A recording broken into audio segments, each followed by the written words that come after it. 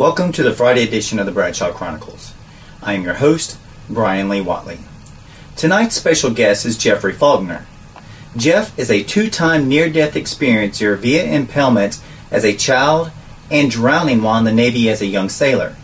He grew up speaking with spirits. In 1999, Jeff experienced a visitation epiphany which showed him future events up to 2018, all of which have been verified. He now speaks on topics of 2012 through 2018, explaining the world changes. For the past 7 years, he has privately channeled an extraterrestrial, put it all in a journal, and has now been told to make it public. Jeff says full ET contact is imminent, and that they are bringing full disclosure to us in 2012. Along with 2 books coming out this summer, he has a world speaking tour in 12 countries this year, including joining me at Pensacola Paracon 2011 in Pensacola, Florida. So be sure to hear his lectures at conferences near you. Our musical guest tonight is Party at Her Place. So please sit back, relax, and enjoy the Friday edition. Welcome, Jeff. How are you doing tonight? I'm doing great. Thank you, Brian. It's a true honor from the research and everything I've been doing on you and everything that I've been hearing. You're an amazing, amazing person. So it's a true honor for me to be able to talk to you today. And I really appreciate you taking our call and time out of your busy schedule in order to chat with us here on the Bradshaw Chronicles. So it's my pleasure to, you have a good, credible show, and that's the kind that I like to appear on. That's awesome. You've got so much going on with you right now in terms of all the experiences and happenings that you're involved with in your life, in terms of books and in terms of traveling, in terms of what's going on with you at NDEs and spirituality, UFOs. If you don't mind, can we kind of break this down? I'm really interested in, myself, my background is in paranormal, and I involve with, in terms of ghostology. That's basically where my study is, in psychic mediums. And so your work and what you do here is really, really special to some of the work that I do. I also believe a lot of people experience and they come out with their greater portion of their gifts after NDEs. Can you tell me a little bit about your NDEs and, maybe how some of this got started? Sure. Just in a nutshell, I guess, to recap it all, is that when I was 4 years old, and somebody just said that people have been coming through to me now saying that they had things at 4. It's really synchronous right now. But when I was 4, I fell out of a tree in England when I was playing, and I was impaled on a spike fence, and I was impaled through my groin and up into my chest. And at that point, I was holding onto the spike in front of me. My brother and sister came over and trying to lift me off and didn't realize I was on the spike. And at that point, I was really calm, and I looked around me, and there was a circle of what I call my angels, but they were all these beings, and they were glowing in gold, and but they were dressed in white, and they were just holding hands in a circle around me, and they're all actually dressed as doctors and nurses, which I found interesting. I was rushed home, and post-war, I was thrown onto the kitchen floor. The doctor came down from the clinic and poured iodine over me and sewed me up on the floor. I had no internal examinations for punctures or anything. I had no infections or problems. But when that was happening, being sewn up and being held down, I came out of my body and I was looking down. My soul was totally calm, but of course my body was out of it and screaming. And it took me out of the pain. And that's what happens to a lot of people when they're in comas and things like that. They're not actually in the body at that moment. I went on from that. After that, I could see things. I understood that I wasn't alone. When I was 6 years old, we came over to Canada on a liner, and I remember sitting by myself because everybody was sick. I was sitting out by myself on my 6th birthday, mid-Atlantic, and the one thing I remember from that was being told I am now 6 years old and totally responsible for myself. So it's like, I think a lot of people that experience what I do, NDEs and things like that, there are a lot of them. They take on an independence at an early age. So that is basically my spirit guide was telling me at that time this is your coming out time. You're now an independent soul, and you have this little extra gift, and now you're going forward independent from the crowd. And this was your first near-death experience, correct? Yeah, that was when I was 4 and then 6, yeah. Okay. And then when I grew up, I grew up with spirit and this sort of thing. I'd wake up and I'd feel the bed go down by my feet. Actually, the mattress would leave my feet. And I looked down, there'd be a dent there where someone had sat down. I'd wake up at night and, someone would be standing there just staring at me. But I never felt, there was only actually twice I felt fear.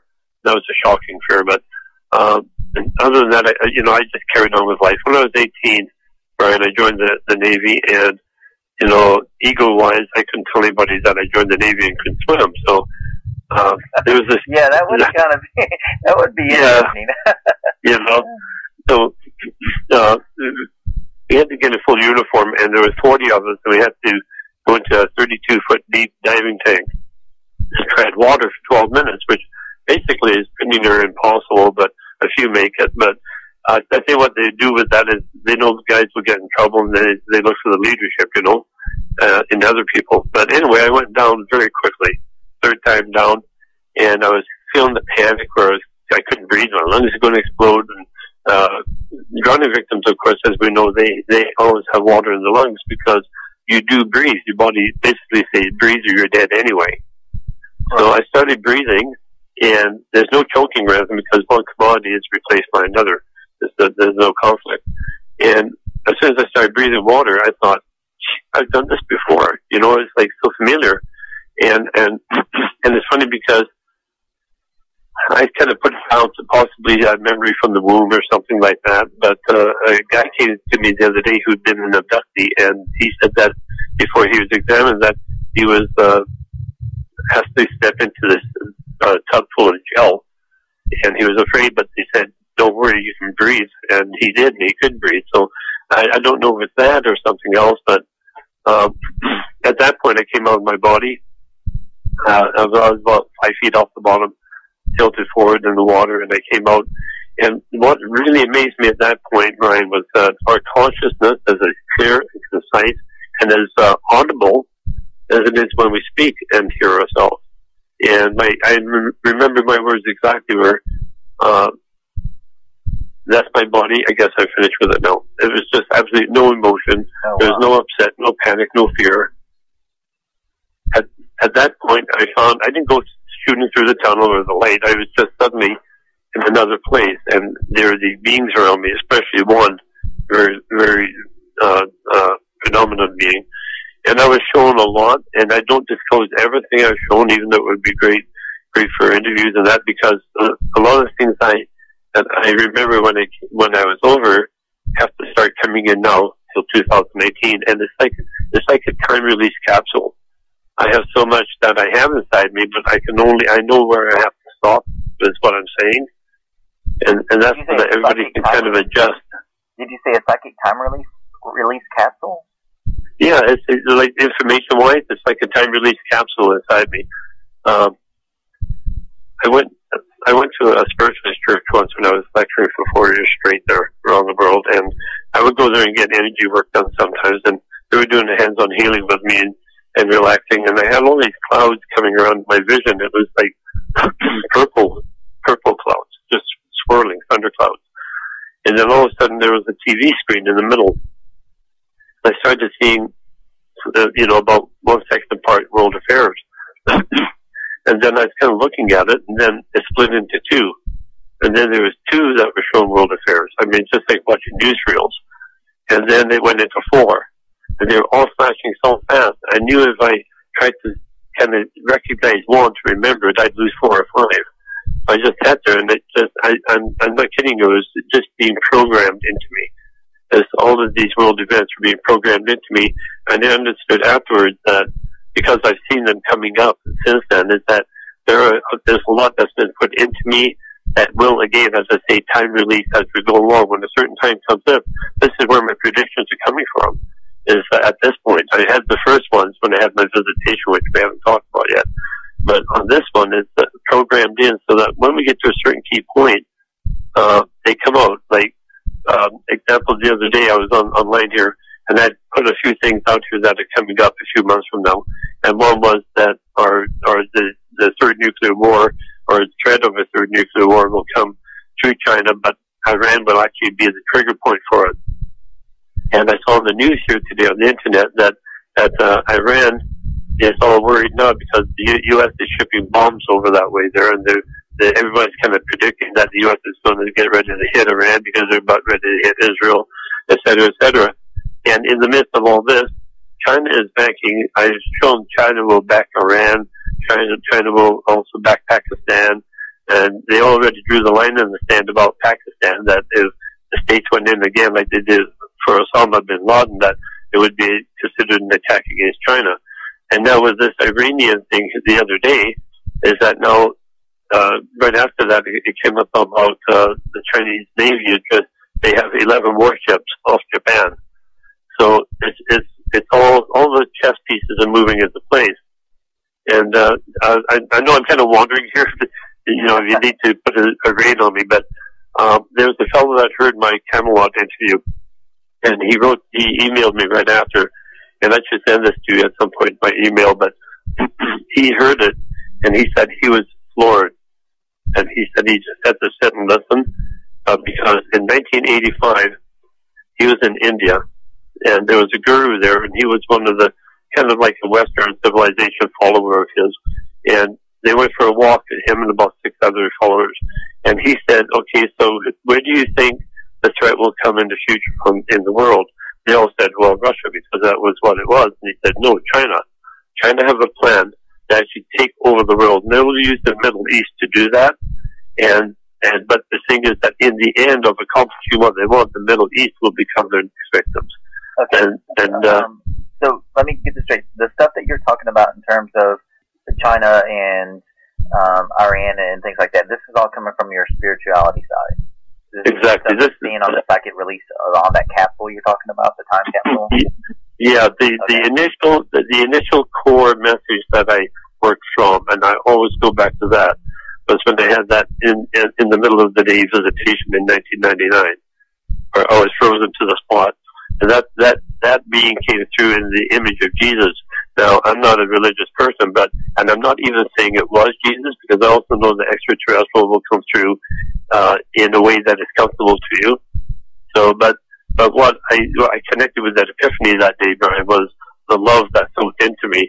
I don't see how anybody could even try to replicate that. It was so immense. That's what is my core gravity right there. But so, are you saying Jesus come down and showed himself to you? Well, it wasn't like standing in my living room. It's like I don't know if you want to refer off into that. I was sitting at home and I had this energy come into my feet, and it's like, you know, when your feet go to sleep, except intense, and it came up my body. And this was in the middle of the day. I wasn't even doing what I'm doing now. I was just a regular Joe. and then I couldn't move. It got to my head. I was sitting there, and I said, well, what's this, you know? And then all of a sudden, I just felt like I was a sponge, and all of this loving energy came into me. You can't even imagine the magnitude of it. And then at that point, I had this, I call it a mental visual, a telepathic visual of the upper half of Christ and the appearance of that. And he just smiled. He smiled. And then he said, I've come to awaken you to what you chose to come back and do. And I could relate that right then to when they drowned. And I came back from the drowning. Oh, okay. Well, so that's where the vision came. I've talked to other psychic mediums before, and channelers who channel angels and deities. Even some people believe in terms of people who ascend into master levels, and some people prefer to think of Jesus as an ascension master who's actually risen up through as we ascend to higher levels, and he's actually been able to channel Jesus the Christ, and that's how he turned him Jesus the Christ before. And so that's why I found it very interesting that you said he has come down and it's shown himself to you in a form, like you said, even though you may not necessarily be a spiritual, religious person, in terms of recognition, then it's people who channel angels and ascended masters and people like that say that they come down in forms in order to make you more comfortable. Yeah, exactly. and depending on your religion as well, they come to different ethnic races as their image of, like Sananda and things like that. So this is, you see, what I'm trying to change in the world with what I'm doing right now to make it easier for everybody, Brian, is that we have a very limited concept of all of this. They're very limited. A lot of that has been put in place by the churches, and I'm not a church maker, because people that go to church have their place and their purpose for being there, and I believe everybody has what they have. But we have been absolutely choked to death for information, not just by governments, but also by the churches and all this. And what it all is, it's kind of like, I was telling somebody the other day, it's like flying in a helicopter over the jungles of Borneo, finding a lost tribe, and they look up and they say, dragonfly, right? Right. It looks like a dragonfly to them, because they don't have the concept beyond to go into the technology to understand it. That's why everybody talks about the ascension. The ascension is our understanding as spiritual souls lifting to the place that we do understand out of the darkness. Right. So this is nothing new. Yeah, it's and just actually, remembering. The hieroglyphics, if I can say that word correctly, has been understood in terms of like birds and things. Is because it was a person, they've seen somebody or something that has taken flight. And so they will normally write down some type of like a phoenix or a bird or something else, but they didn't quite understand what it was originally.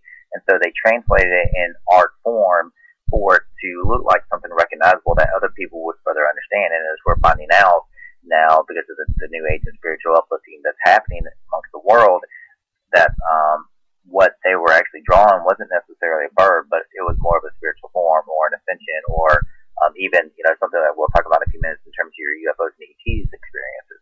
So it's very interesting what you're saying.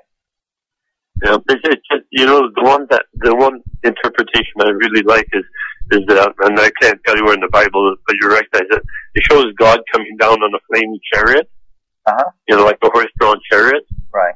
Have you seen that picture, that depiction? That's basically the Creator in a vehicle. I mean, the way in those days they couldn't really conceive a UFO, and probably couldn't even relate to the shape, so they portrayed it to other people so they could understand it as a horse-drawn chariot. Now, one interesting thing that is still amazes me today, because the simplicity is. I've channeled now for 7 years as an extraterrestrial Palladian fellow, and my wife has recorded these. We have books and books of it. For 7 years, he asked me not to share any of it. It's been private, but now he's asked me to come out with it. I asked him, because we can ask questions, and I asked him, what is God? He said, well, God is the creator. And I said, is God your creator? He said, God is the creator of everything. Your creator is our creator. I said, well, what does God mean? I mean, I'm Jeff, and like you're Brian. I said, so is that God's name? Is God God? And he said, God is geometry of design. So it's like, instead of looking at a helicopter and saying that's a Bell J530 model so-and-so, we say helicopter, which is a general term, right? Right. So we generalize what this being represents, which is, he represents the geometry of design because he creates everything. Okay. I completely understand what you mean there. Yeah. With your work that's going on, being a spiritual medium, in terms of, normally whenever I think about mediums, they're normally people who speak to people who have passed on. And it's not always necessarily, there's a little bit of difference between channelers of the ascended masters and people who speak with mediums who speak with, those of the past. Do you find yourself more speaking with people of the past or more of the future? And can you talk a little bit about the actual medium side of speaking with the past? Sure. And it's a neat way too about people that have passed on or passed over, like we say. It's actually a transition. It's actually a morphing. It's a remorphing of the human soul back to our original form. It's kind of like looking at a butterfly that actually is reversed. The butterfly becomes I don't know what you call it, in the cocoon, and then actually reverts back to a butterfly. So it's kind of the chicken and the egg. So it's a transition. So when people go to me, it's like a transitioning. I started off with my abilities, as I say, conversing with people that passed. I've had things come through that are totally accurate. I could never have known. And even the other day here, I used to do it like everybody. I would start to do it to develop. It's a developing phase. And that's why I'm really, a big thing with me is to try and get the paranormal groups, especially the investigators, to transition themselves in their investigations, their understanding of it, because where they are, like the ghosts, the anomalies, you have to understand that these aren't dead people. There's different things that they're going to come to terms with when they're doing investigations. And a lot of the ET is bringing this in for me. And I was understanding the space is like an ocean. It's like this vacuum ocean. Just like when you go into water, everything vacuums around you, but it's peaceful. So there's all kinds of living things of whatever level and consciousness out there, floating around or living lives. So, for example, that's like, demonology and all this sort of thing and possession. These are actually lower conscious, parasitic life forms. And I say lower conscious because, yes, they are thinking, they are manipulating, they are doing. And what it is that everything is energy, Brian. So, even a rock is formed by energy, has its own signature. So when we go to the core of energy for everything in life, then if we look at the concept of a lower parasitic conscious form, which is, of course, would be a more negative form because it's not advanced itself, is that they attach themselves to a positive body and basically turn your energy, your good energy. It can absorb your energy, but it has to convert it. So it can't just absorb good energy. That's why people that are really positive don't have a lot of this stuff. But people that have family problems, emotional problems, they have that fractured energy. So when they attach to these people, then what they do is they create havoc in the home, and you see that a lot in these investigations. Okay, so that's families that are destroyed. When you said lower conscious parasitic life forms, which I love that term, by the way, can you also say that that's close to what sometimes people would call a psychic vampire? Or is that a little different? No, a psychic vampire is, to me, as I interpret it, is more of a spiritual being who's here to work with us, and they are actually trying to morph into where we are. They're kind of on the border, on the edge. They're especially here in the a lot of people on the earth with us now. We can say are psychic vampires too. They drain us, but what they're doing is they're trying desperately to hook into our spiritual core to become us. And a lot of the ETs actually are working at the same thing. That's why there's a lot of these things have been happening with the abductees over the years, where they're trying to crossbreed and create hybrids. There's two reasons for that, but one of them is also to connect into the fact that we are this conscious being. And, people say to me, "Do you believe in UFOs?" And I'll say, "I have to." Well, why do you have to? I have to because I am fully convinced that I am a spiritual being. I've been in my energy form through my NDEs here, and I know that when the body expires, we don't get into a spaceship and go home or UFO. We travel home to our core destination by pure energy. Now, that's advanced. Okay, I think I see where you're going with it. Okay. Yeah. So the lower conscious parasitic life forms you were talking about, they attach to you and still absorb your energy, though? Yeah. They attach to you. They create things in your life, and then they fracture your energy. So your energy breaks is basically its core strength, and then as they break you down, it creates havoc and anger in your family, as we see happens.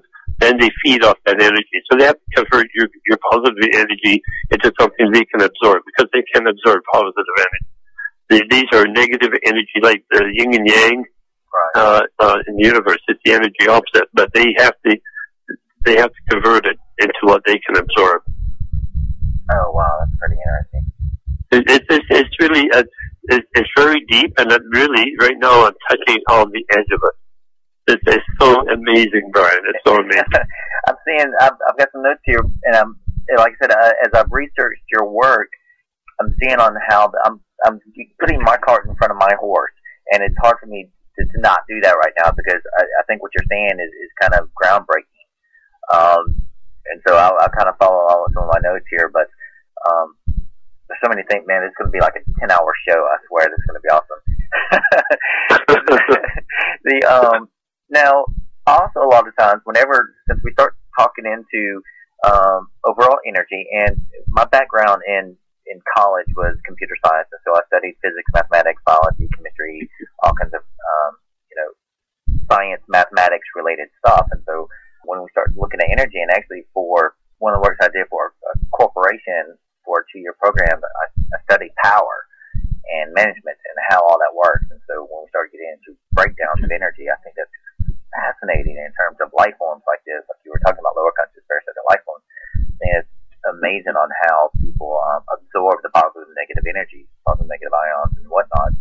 Now, with that, being empathic, people who have medical scanning ability that they can actually read an energy, and it's kind of like you're looking at an X-ray. You kind of go through and you can scan illnesses because you're picking up these differences and these discrepancies against a clear energy pattern, but you find that like these little empty nodes that kind of put out something negative, and which we would term as an illness. Have you done anything like that before, or can you see the different energy patterns and changes like that in a medical sense? In a medical term, I can't go to that. I have actually put my hands over a person a few years back who had recovered from cancer, and I wanted, was afraid to go to a doctor again if she had symptoms. And I kind of put my hands over, and I can feel energy in my hands when I go over certain areas, what I call dead areas. And when I get my hands over, like with her over her chest in there, and then down over her lower abdomen, they were like dead negative energy areas. It's like I could feel the vibration from the body, but when you get to where the body is fighting, it draws as much energy as it can to work on those areas. And to me, sensationally, that comes as basically a dead area. There's just no energy coming off that at all. And she did have she has passed since she had cancer in her breast and in her lower abdomen and her stomach. But so I feel that way. But I feel myself is intuitively I get more. I was having coffee at Starbucks a few years back, and I was talking to a lady next to me, and she was Chinese, and her mother was Chinese and couldn't speak any English. And we got talking, and I said, and I've learned over the years to be a little more, tasteful with my blurbs. But I said to her, I said, what you mean about tact, talking to people about paranormal stuff. Or even throwing information out that they haven't actually asked for. And that's one of the learning curves. And I said to her, I said, I'm really sorry about your mom, with her kidneys. And she said, what do you mean? I said, I'm sorry I do this, and I'm getting that your mother's kidneys are in a lot of trouble. She spoke to her in Chinese, and came back, her face dropped, and she'd come out to visit her to tell her about this. So I did a really bad faux pas there, but I kind of blurred into it. And then when they left, there was a girl sitting on the other side, and she said, I heard that. She said, do you get anything on my mother? And I thought, here we go, And I said, and then I felt choking in my throat, and I said, I'm getting the choking. She said, do you know what it is? And I said, I'm feeling like if I breathe in and out, it feels like polyps moving in my throat.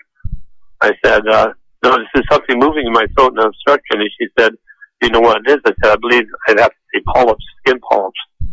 I said, but if she goes to one person, one doctor, he'll say they can't help her. But she needs to get a second opinion because the second one will remove them by laser. So that's amazing because my mom comes in tomorrow to have polyps removed from her throat with laser. Wow. So I get it. Sometimes it just comes to me kind of like Edgar Casey did. He just is able to diagnose just from within. Now, would you consider that type of reading like what we were talking about earlier? And I was talking about like a scanning method, and you said your term was dead areas, and it kind of depicted an illness against the energy layer, clear energy layer. Would you consider whenever you were reading that lady more empathic, or was that more of a dead area scanning type of? No, that was just pure information. There's so much that's given to me. I was talking to somebody here the other night, and I was trying to explain to them about the hybrid breeding and the Greys and the Chinese and all this.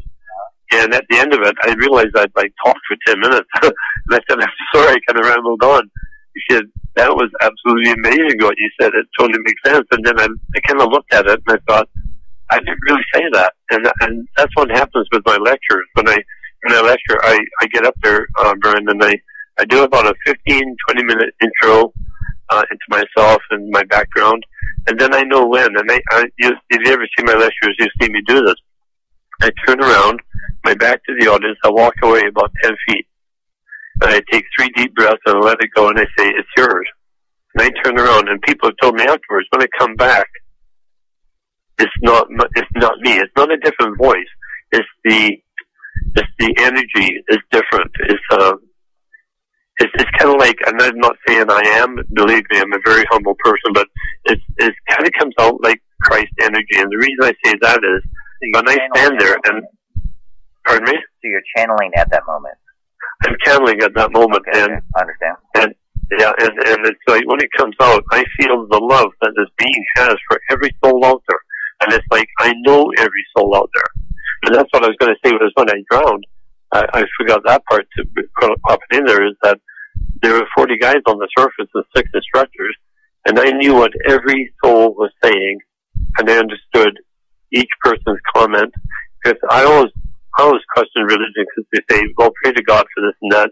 And I say, well, come on, like billions of people, how is he going to hear every prayer? But when you're out of your body, out of your physical, and into your soul self, is that you do understand everything. It's like a common consciousness. It's almost like the Borg, but in a pleasant way. You know, Star Trek? Right. It's this common consciousness.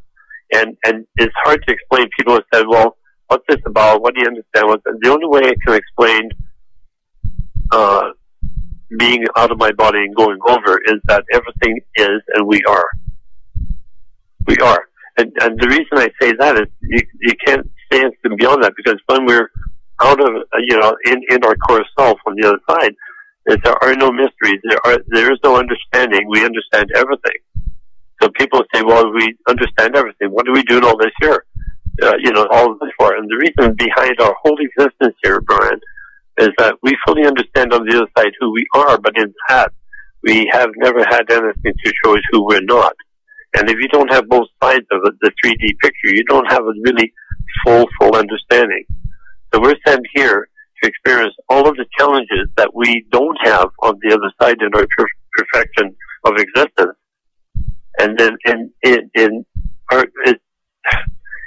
to fully move up to where we need to do is we have to take every moment, every second in your life as part of the test, and it's running constantly.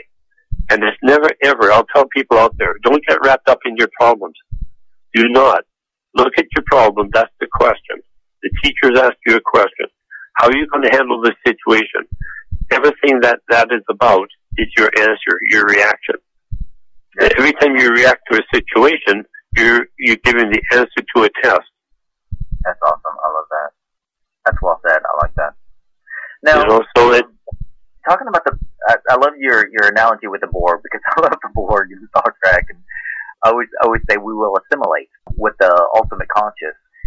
Now, sometimes people with gifts such as yours, they need a peace and quiet, and when it's always just coming and going, they have to have or figure out some kind of way to be able to just turn it off. Do you ever feel like you need to turn it off and just take a break? And are you able to do that? Will they give you that type of just separation for a moment?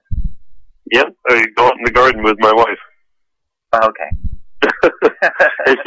You know what? It's just the old way of grounding. When I had the visitation in '99, it was immense. It was so overwhelming. It actually really destroyed my marriage, and I had to come out of a 20-year marriage. And but the thing is that the very next day we went shopping, and I could read people's thoughts. I mean, instantly. People would go by me. I knew how long they would have to live. My father-in-law, he just passed away about 5 weeks ago, and I had a dream about 7 weeks ago, and I said to my wife, I said, Ben is going to pass before June 1st, and he did. And so, you know, there's a lot of responsibility and a lot of knowing sometimes more than you really want to, but it's all for the good, and it's all about taking control of it. You know, you have to take control of what you've been given, and if you do, that's not a bad thing, because you're basically telling them where your boundaries are for your learning.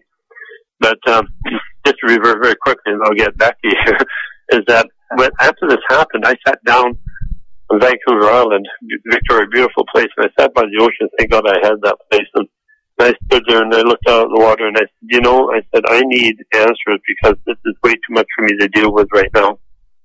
It's too overwhelming. So that night in my sleep, I had this message to find the spiritualist church and to go to this lady minister, and it would be the church that was nearest to me. So I looked it up, and I phoned her, and I told her, you know, I'd like to talk about something going on with my life. I didn't expand on it. And I went over there, and it was a Sunday, and after the service in her home, she did it through her home, my wife had the snackies with everybody, and I didn't realize we were in there for 2.5 hours. And she just said, just tell me everything. And at the end of it, now, I really want to caution everybody. I'm very, very humble, but I will repeat what's been said to me. It's not that it's not I'm swallowing it, but she said, she was in her 70s, and she said, when I was 27 years old, I became a spiritualist minister. And I had a visitation back then. She said, in that visitation, I was told that one day a man, sometime in my past, would come to me and tell me everything you just told me for 2 hours. She said, I'm absolutely floored. I had given up on ever seeing this man come onto the scene. She said, you have been given a gift, she said, that is exceptional. She said, and you have chosen this before you came to fulfill this for your Creator. She said, in the end, you will be a household name, like Gandhi is, or any of these bigger spiritual names. And it's not because I'm this icon. It's because of technology. It's because of technology. Since you know Tammy, she's a wonderful person. She has catapulted me out there. She has catapulted me in weeks. She's an amazing person. She has got me out there, and things are happening now. And apparently, what this lady said is that what I'm going to bring through, and it's coming all the time. I mean, every time I do an interview, there's always something new, because it's that time release. And you hear my excitement. I know, I got goosebumps, to be honest with you. I got goosebumps right now. It's absolutely amazing. And, you know, and somebody here the other day got onto it and said, well, you know, the nuclear thing doesn't have to. You can change it with your thoughts, And I said, you know what? I said, I really don't want to get into this. And it's not because I'm being arrogant or anything else. I'm beyond the point of discussion. I said, I can't discuss this in a competitive way, because I believe what I believe. It's been proven too many times to me. And if you don't believe in what I believe, I say, believe me, I'm fine with that. See, when I had the visitation, when he left, and it burned into my brain just like Moses on the mountain. And he said, do not convert, do not convince, light the spark, the work is theirs. Now, I'm only given the messages. I have heard that before from other channelers. Oh, have you? Yeah, they've actually said, what I'm telling you is not me telling you, it's what's coming through me, and it's up to you to accept. I'm not here to actually argue with you or discuss or anything like that. I'm just giving you a message. It's up to you to take it from there. To process, Yes, exactly. Wow, that's interesting. That's very, very good. Now, your vision's now you've had visions all the way from like 2012, way on beyond that. And that's a huge question coming out for a lot of people about, you know, somebody told me the other day, they said, hey, look, I got a can of food from the grocery store and it's got 2013 on it. I think it's going to be great. You know, let's just wait and see. What are your thoughts about the whole conscious shift and what's happening to the earth and, you know, beyond 2012? Well, okay, first of all, it wasn't from 2012. It was in 1999 when I had it. And actually predicted 9/11 as a multiple terrorist attack on the east coast of the USA within 2 days of it happening. You produced that in 1999? Yeah. That's where it started, and I put that out on the internet to my friends. And like a year later, shy of 2 days of when I said it, my friends, I was flooded by emails. Oh my God, you were right. What was this? And the day before I felt it coming, actually 4 days before that occurred, I was visiting a friend in Philadelphia, and I said, I've got to get out of here. And she said, well, I thought you were staying a week. I said, something's happening. If I don't get out of here, I'm going to be stuck. And we called, and they booked the flight out the next day. And I got back the day before, and I couldn't eat dinner. A friend met me at the airport in Canada, went for dinner. I felt so sick I couldn't eat. The next morning I got up, and it was 911. So I've been doing this right through. So that's when I say I maybe sound so confident, because I've had so much evidence along the way.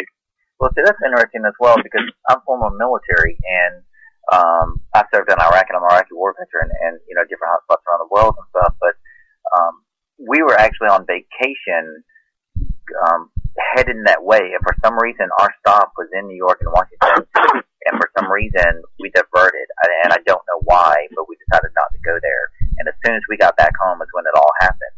And I've always questioned myself. I'm like, why didn't I take the full trip? I should have gone to this place. I should have, I would have been right there. I don't understand.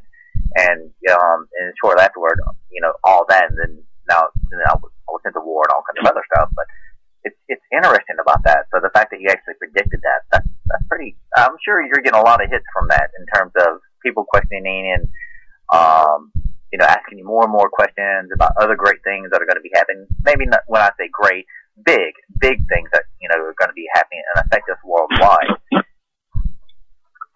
Well, I'm just sitting here I'm listening to you, but I'm trying to regroup myself a bit, because I'm trying to analyze where I'm going with this next part you're asking about. Okay, it's a multi-pronged thing. And if I throw out all the prongs, I'm going to just have people blah, blah, blah, blah. They're going to be baffled by it, I think. So I'm going to try and get through it the best way I can for you, if you're ready. Yes, definitely. Okay, we're going to... But go ahead and hit me with everything. Okay. I'll absorb everything much later, but I'm listening now. Well, I'm really glad, I've done a ton of interviews lately, and I have more coming, but I have to say to the listeners that you have an excellent way of doing this. I mean, you've researched this, and you've got an intelligence on your side here. It's a pleasure. Where we're going with this ascension, let's start there, because that's the core of it right now. Okay. Is that we are wonderful beings in intention. But we always blurb off into ego. Okay, so on my website, every now and then I put a thing up there, and it's a picture, and it says humble. We have to keep our humility in this whole thing, or we're just not going to get there. This is all about being as much of your higher self as you can be. I'm not going out there telling people I am the word. I am saying I have my word, which I'm passing on from someone else. So I'm staying away from self-identification with the glorification of what I'm saying. I'm a messenger, and I've always said that. People will be very argumentative, and that's all right, because it's part of the process. But I need to tell people out there that if you have a belief and it's so strong, do not get into the fray. Do not get into the people that are very argumentative are actually the people that are the most unsure, because they're trying to create an exchange. So just maybe you might say something that might change something that they need to change in their heads. That's part of their ascension. But it can also be very draining. That's like ascension vampirism. Where we're going right now is that. Let me I can completely understand what you mean right there, because I have two sides. I have one is the very strong technical collegiate background that tells me all about science and how I should try to prove science. And then on the other side, I have a very spiritual awakening that's happening to me right now.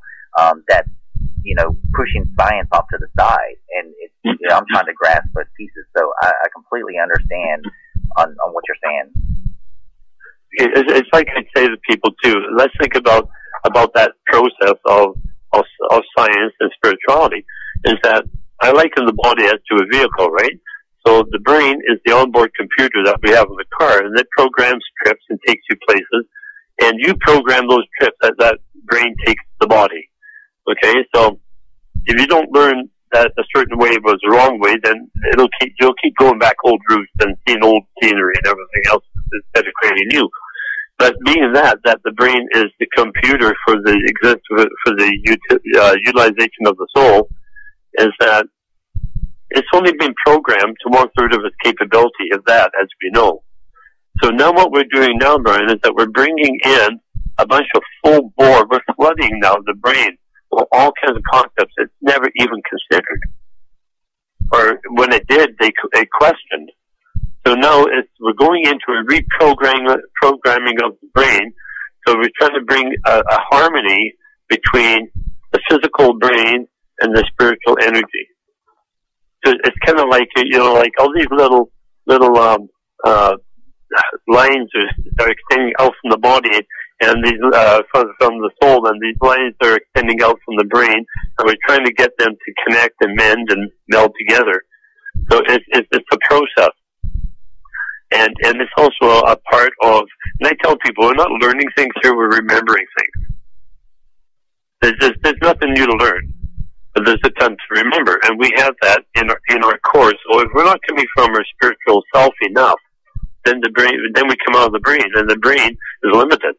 So are you saying the remembering part, in terms of going back to the Borg analogy, the conscious awareness that we already have? Exactly. Okay. We know everything, just like yourself. When that happened with you at 911, right, your soul was speaking to you. Okay. We know everything that's happening. We just have to remember it. Okay. But working with the physical here, which is a very real part of our experience, is that we have things that are going on, like with negative soul energy and all that. Everything's a blend. So we have the government. Now, here's where it gets a little deeper.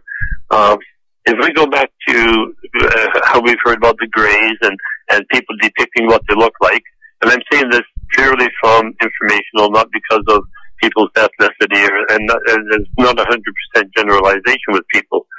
But a lot of people that have done sketches and depicted the appearance of Greys are very similar to Asian people. The Asian people have, I think in 2007, they had 1.5 billion people in a very limited space. So what they need to do is they need to expand. So a lot of the Greys initiated, I'm talking centuries back, because somebody mentioned the other day, Western civilization is only 400 years old, but Chinese is 4,000, which was a great analogy, or a good thing to remember, because that means that the Chinese people were at the core of things here in a lot of ways. And we go back to that era, and UFOs and ETs here at that time, which they've been here since the concept of life on this earth, is that they have been, the Greys were the first ones here who were doing the crossbreeding. They were creating the hybrids. So that's why there's so many Chinese people. That's why they're so intent on being the core people here. And in my vision, and the information I was given, is that the unspoken goal of the Chinese government is total control and totally taking over the world very quietly. They never ever really go out there and say, this is our game plan for life for our country. So this is where we're going with that. So we have a lot of hybrids living with us, are human in appearance, but actually have been raised in a different element and put back into the earth at different eras, at different time slots. I guess what I did with it. So what I'm saying now is that if people look up on YouTube and pull up Ronald Reagan UN UFO statement, Ronald Reagan back in his time said, "What is it going to take for the world to unite and come together as one? Is it going to take a threat from outside of our world by an extraterrestrial threat?" He said, "Or are they already here watching amongst us?" He knew. Every president that goes in is briefed on this. I'll tell you that right now. Every president knows. And so you don't not only do they know, plausible deniability that there's before I break off into whole conspiracy theories, because I love those as well, but you don't think that there's an unanswered segment of the government that doesn't let the president know everything? Well, of course. But you know what? That's where I'm going to. Is that the president's not in control. The president is the spokesman. We've always put it down to the CIA being that rogue department out there that operates separate from the government, right, and does what they want. Right. But actually, what it is that segment that we put down to say the CIA and they're subversive and this and that. It's actually the extraterrestrial element that's in government. They're everywhere, and I'm not paranoid about it. I'm not fearful of it. But people have to understand, and I discussed it with somebody the other day. There are aliens, and then there are extraterrestrials. The aliens are like the Greys, the lower types, and then you have the extraterrestrials, which are the Pleiadians, all of the others that are the higher ascended beings that we're actually working with now to get beyond this. See, and this is good to segue into my next section of information that I want to learn from you, and I do express that word learning because I'm learning a ton right now. Is your UFO and extraterrestrial work? Now you're an actual contactee, and you have visitations and stuff like that from. I forgot are they Pleiadians that you mentioned earlier? Mm-hmm. Okay. Yeah, so Pleiadian contact is really. It's a really nice thing, actually. He came in 7 years ago. I was in the kitchen, and my wife was baking, and we were talking through the Dutch window there, and then she looked over and she said, I looked at you, and it's like, it wasn't you sitting there. And at that moment, what had happened was, I felt all of a sudden like somebody or something came into my body. And I don't mean like fully, let's say into my head. That's a better way of saying it. And that, this being was looking around, and it's like I was looking through a camera instead of through my eyes. And I was seeing it the way they saw it. They were looking, and they kept focusing on the little angel statues that we had around the house. And I noticed that it was interesting too, because a lot of the body actions weren't mine, and it was almost like somebody would be in your body and not knowing how to control it properly. And didn't speak right away the first visit, but looked around. And then we discussed it afterwards, and about a week later came in again. And she, as soon as she saw the change in me, she came over with a writing pad, and she put it down with a pen. And he picked it up and drew a constellation. So it's a form of automatic writing? Is that what's happening? Yeah, well, no, it's more than automatic. Automatic writing is where they're giving, well, I guess vaguely, but it was more like he was just messaging us, giving us a message directly, and he drew the Pleiadian. I mean, I don't know any of this stuff. I couldn't even tell you where it is in the sky, but we looked it up, and that's what it was. That constellation. I'm trying my best here. While I'm telling you this, I have stuff coming in that is so. That I've been getting the last week that I didn't know that I always verify what I get and to make sure of its accuracy before I swallow it. But anyway, long story short is as he came back a few other times at the beginning. One night he came in, it was dark.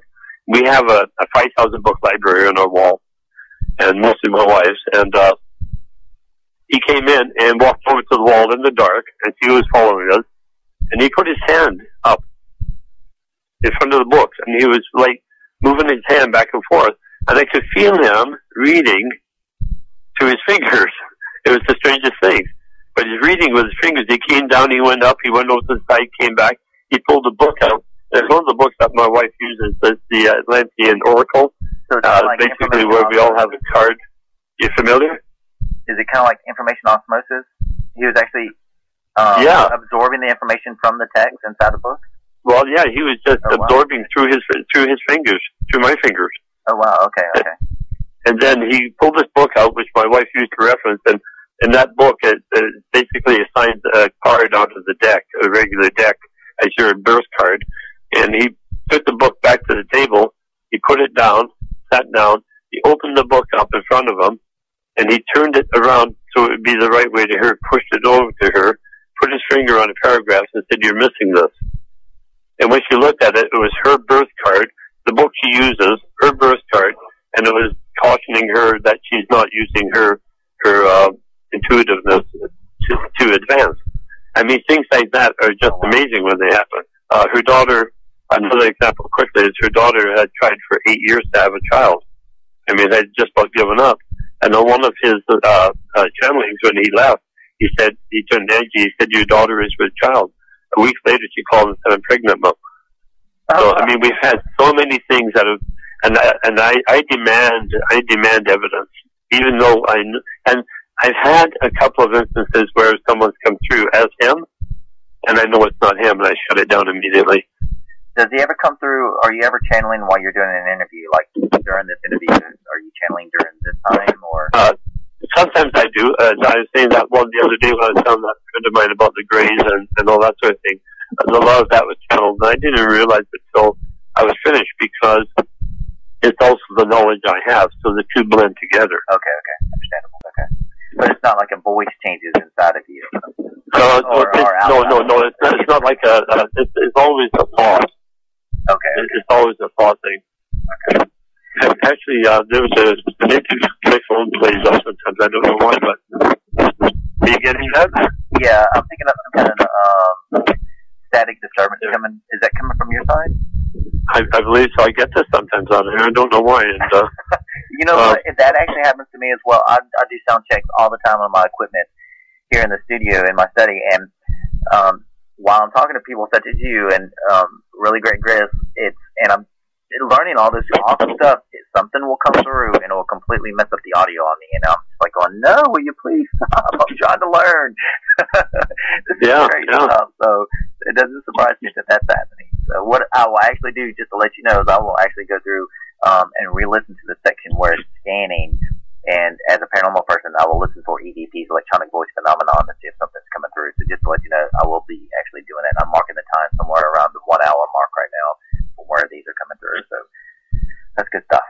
I love it. So please. Actually, just on this topic real fast, as I did an interview about 3 weeks ago with a blog radio out of the Netherlands, Martin Horst.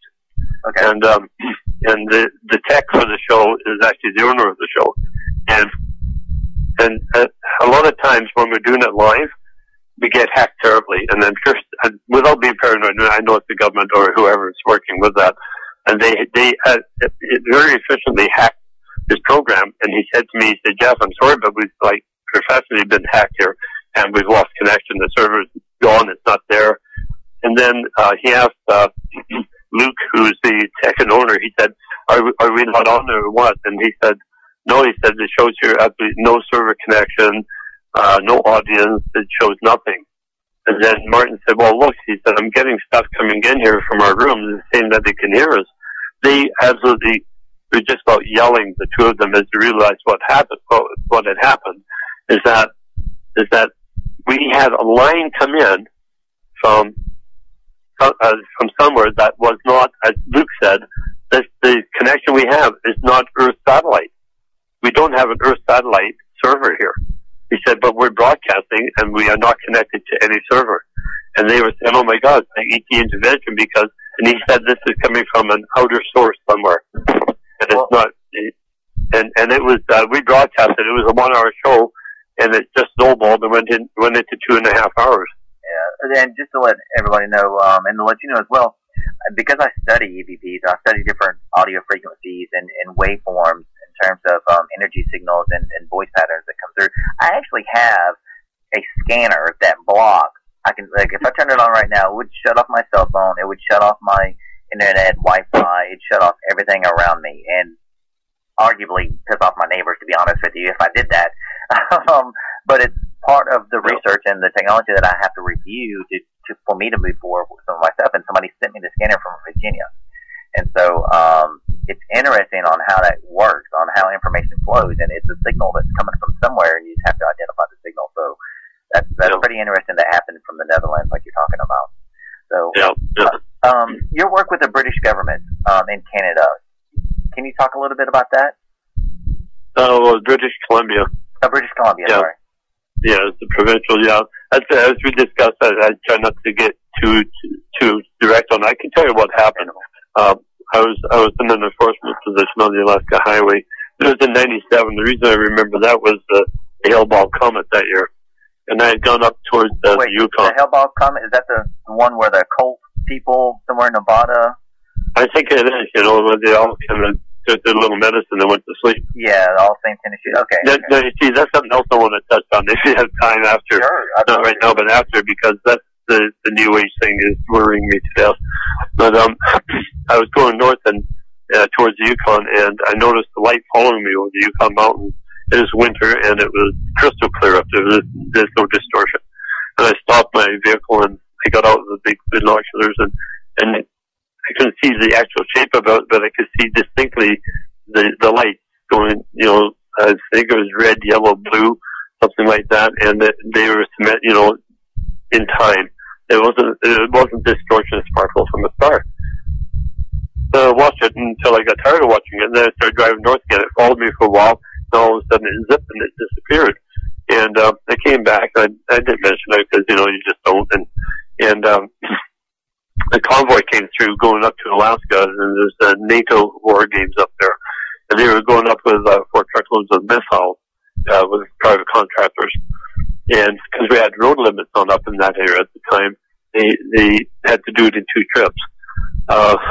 So, anyways, the guy, one of the drivers I got friendly with, he went up and came back, and I said to him, and I said, so, how was your trip? And eventually he said, well, actually, no, he said it was the opposite. He said there was a UFO up there that was following us past in the area, and it was the same area that I saw it in.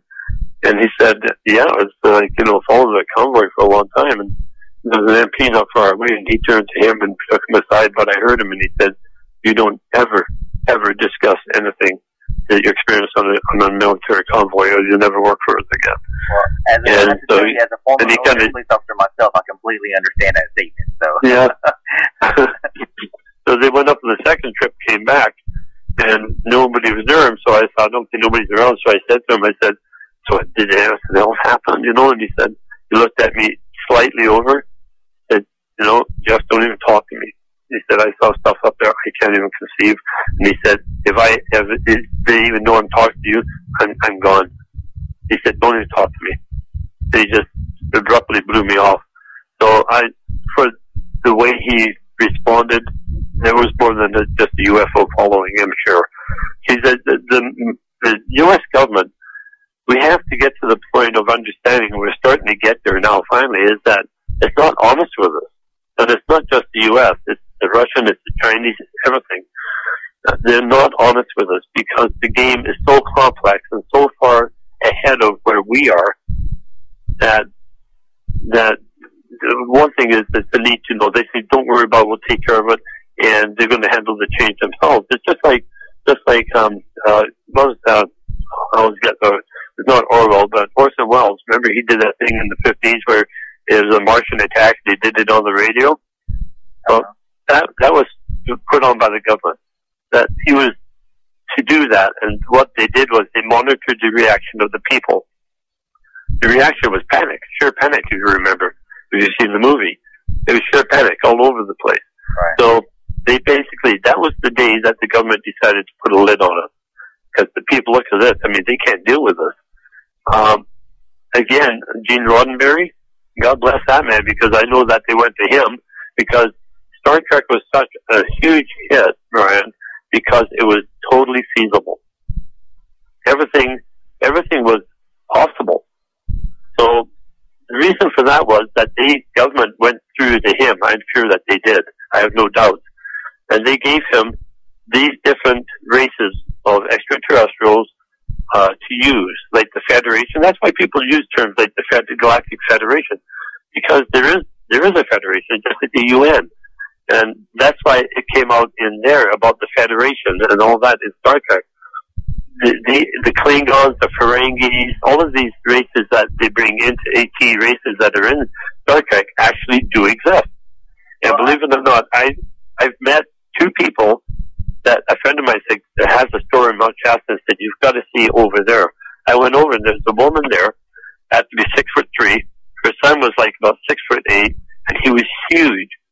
And I looked at them, they had the scruffy hair, and she turned around, and he turned around, they had the extended foreheads. I'm not kidding you, this is the dumbest truth. And the large eyebrows, and I mean, they looked like Klingons. And I went back and I talked to them, and they were very nice. But I went back to my friend and I said, "Okay, is there something going on in Reno here? You know, is there a convention?" He said, "Jeff, these people are real. These are real. I swear to God."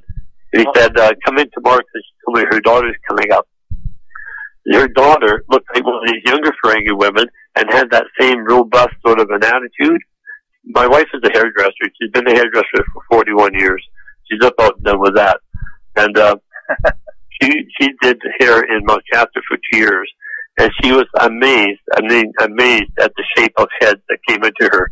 She had done hair all of her life. She'd never seen elongated heads or with bulbs, protrusions. She couldn't believe the shape of heads in Mount Shasta. And Mount Shasta people are big on really putting it out there that they are ET and that there's this and that under the mountain. My concept of the Mount Shasta thing about under the mountain is more of Mount Shasta is more in the dimensional rift, a portal, so that there is a city of Telos in that same kind of a designation, dimensional, a parallel designation of location. I've seen amazing things there. That's a whole different thing. Well, I'm talking about Gene Roddenberry. I've actually talked to Officer Chekhov before, and when talking to him, he had said that the scripts that they would get was just so unbelievable, and he'd have to learn them and everything. And then, of course, William Shatner, Bill would, go through the scripts and, everything else. But he said it was so unbelievable. And even if you look at the advancement of technology, and what you were referring to back in the early part of the show with, basically psychic release capsules, I'm not sure if that's the correct term used, but in that form, it's the release of information. And even if you look back at, visionaries, or what we call Gene Roddenberry, a true visionary for what he put out for that series, a lot of that is coming to fruition. And so it kind of makes me, I've always wondered, is it the fact that he was such a visionary, and then us as scientists like myself from the computer side of it, the tech side of it, do we develop that vision that he had, or is it because the information is being released in a time capsule format, and there was a strong, true basis for how that whole thing was set up? And so that's always been in the back part of my mind. And they're going, how does this guy envision so much stuff? And then with you going on with Mount Shasta, I've heard various things about Mount Shasta before. It's an amazing, amazing mountain. It's like 14,000 feet up or something like that. I've always wanted to climb it. But I've heard different things about that. Have you seen, if you can talk about it again. Amazing things. I've seen amazing things there. I love conspiracy theories, like I mentioned before. Have you ever seen like black helicopters or different routes and things like that go there? Because, like I said, it's an amazing mountain, and a lot of times the government will actually. I know we're getting a conspiracy theory again, which I love, but a lot of times the government's hide up underneath massive earth quantities. Even some people suggest the Hoover Dam, and if you look at the military stations in Colorado are like that as well. So, what about Mount Shasta? And you're talking about the people that are there and the elongated heads. Can you? Please continue. I'm so excited. I don't even know when to stop. No, that's fine. That's fine. No, Mount Shasta. We lived there for 2 years. I would advise anybody that goes there go in the summer when the mountain is totally open. Right now, this time of year, there's still 6 feet of snow. Mount Shasta is visible from our valley here. And we lived there for 2 years. In that time, we were living on the south end of the city in an apartment, actually. It was an apartment in a commercial building on the top floor. But I won't say every morning, probably 3 days a week, we would wake up at 2 to 3 in the morning to the sound of helicopters. And it's funny that you mentioned this. You're very tuned. Is that just south of Mount Shasta is Dunsmuir and places like that towards the city of Reading, and it's a canyon all the way down to it, and it runs for a long way. And these helicopters would come through that canyon, and they come right over our place on the south edge of town. And we got to the point where we would run outside when we'd hear them coming, and they would go, directly over it. And I'm talking about, maybe 200-300 feet. Wow. Really low. And there was always 3. They were perfectly spaced apart.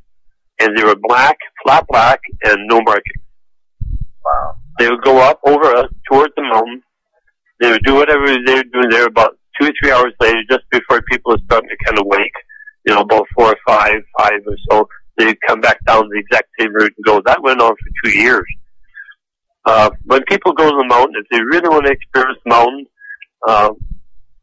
they need to go up to the upper parking lot, which I believe is about 7,000 feet, and go up there and park, and you can stay there overnight.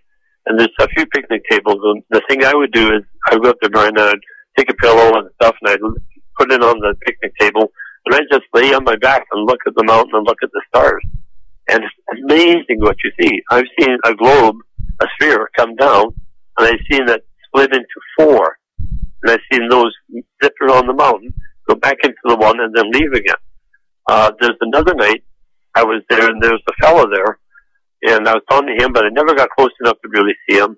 It was kind of quite dark, and we were talking about the mountain.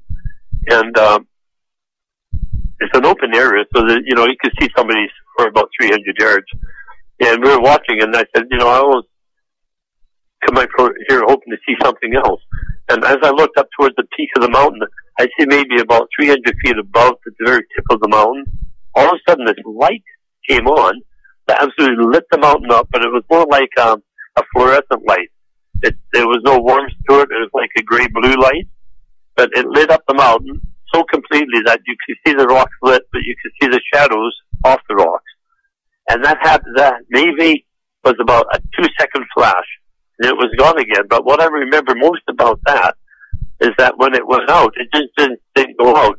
It went small and tiny. It went inside itself. That's the only way to explain it.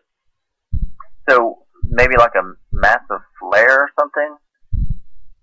Just as an analogy. Not that it was a flare or anything, but the only thing, no, it wasn't a flare. It was just like a pin light that came on, lit up the mountain. It was like a tiny ball, and then the ball got smaller, and it went in, and then it zipped inside itself, like pulled back. Now, the only way I can conceive on that one is that it's a multi-dimensional probe kind of a thing, so that when it goes out, it just doesn't go out in the physical in front of you. It actually goes back through that warp. Yeah, that's the best way to say it. It goes back through the warp. See, what we have to understand, and even I don't leave the paranormal people out because they're gonna play a really important part, but they have to break out of the ghost phase here. They are. Definitely. Pardon me? I said understandable. I understand about that. Yeah, it's a little back there. They need to step forward, but right. We're going into this ascension, this awakening now, where everybody's going to. Their intelligence, their consciousness is going to expand so quickly now that we're going to be open to hearing and seeing more. They really have to know what's the good energy and what's, as I say, a parasite, something that can attach to them. Because you really have to protect yourself against what you're doing. And there's some of these guys you see on TV that confront spirits and actually get very silly and actually challenge them. This is ridiculous, and I really need to see that stop because people are going to get hurt, and people have been hurt. But we need to right now bring together UFO, ET, paranormal, and spirituality into one house. Okay, because it is one house. I'm so glad you said that because that's where I was just about to go. Because so far during our show, looking at your talents and your gifts, and some people actually don't classify them as gifts, but I classify them as gifts. Between spirituality and your interconnection between UFOs and ETs, I think this is a great combination and exactly the awakening. A lot of times we call this the spiritual awakening because it makes us feel better, but it's more of a higher ascension and more energy awakening, a new age kind of thing like we were talking about before. Now, when you start seeing from what we looked at now, myself, I'm a paranormal person. When we start looking back at life forms, like we were talking about earlier with ghosts and the energy levels and everything that they radiate, and we try to track the energy that they radiate through, like little EMF meters and everything else. But it's something much more about that. And once we start getting into UFOs and ETs and higher ascension energy levels, then we start combining. We're saying, okay, what the ghost that we thought was a ghost isn't really a ghost. And that's exactly what you were saying earlier, and I've always believed that. So, wow, that's powerful. That's really good. Now, and I think a lot of people are also seeing this, and please correct me if I'm wrong, because we're seeing different cult sects of New Age coming about. And it's kind of breaking away from the Catholic Church. It's kind of breaking away. Even the Catholic Church is now admitting to UFOs, by the way, and possible alien. They quoted to alien life forms in the form of a parasite or whatever it was that they said, a one-cell amigo or whatever.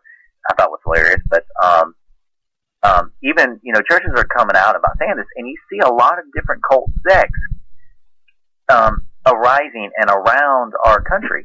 And we were talking about earlier about Hell Bob and the Comet followers there that did that. And what do you, can you talk more about the Hell Bob stuff? Would you be willing to?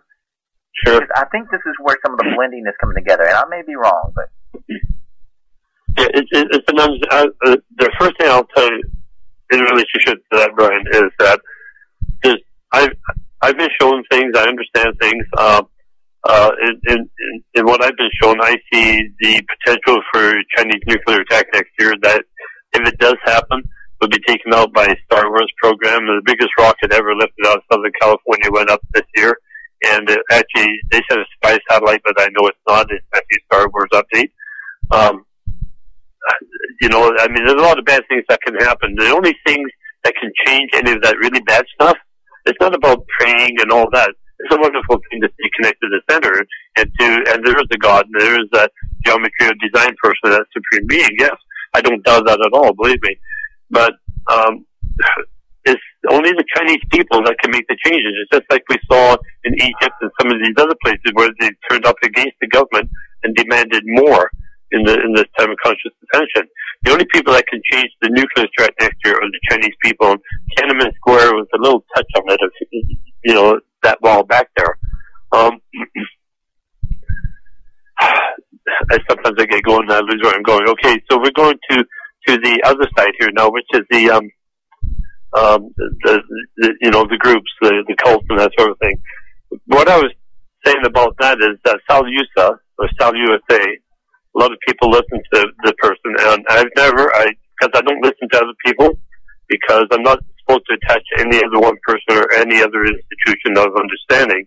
I stay with my message, so I'm not swayed by anything. Now he's predicting as well that we're going into this time of bliss and this wonderful and everything Disneyland kind of thing, and that's wonderful. I can handle some Disneyland right now, but what I'm saying is, what I'm seeing in 2018 is my part of the supreme message. Now, if he is saying that we're going to that place of bliss and perfection in a physical sense, then what I'm praying is he's right, and that the Chinese people will make the right decisions, and he's seeing his part of his message. And in saying that is, there's not one person on this earth that has the entire answer. We all have a piece of the puzzle, and it's the conscious ascension coming together that brings each piece of the puzzle in. So it's like as we do our conscious ascension, and each piece comes in, and people go towards that, and it becomes, then the picture starts to form. So if anybody is saying, I am this, I am that, I am the other, and they're saying they're anything other than a messenger, run. Because there's a lot of things in life that are trying to derail us, and that's part of our lessons here. Is the right reaction to the lesson and the wrong reaction. Okay. And as much as we're trying to be led to the light, there's always somebody trying to reflect to the dark. Okay, so are you kind of saying that some of these different cult sects that are happening are on the negative side, and we really should be running away from them instead of people that wind up following them? Exactly. It's wow, okay. It's kind of likened to a wildebeest migration. It's that we're all heading for the green grass on the other side of the river, and we're doing it as a group. But every person, every beast, wildebeest is taking his own steps and walking his own path in the group. So a lot of these people that come with the cults now, what they want to do is get you to become their thought, their energy, their everything. And that's the ego. Okay. I can see where that's coming from then. Yep.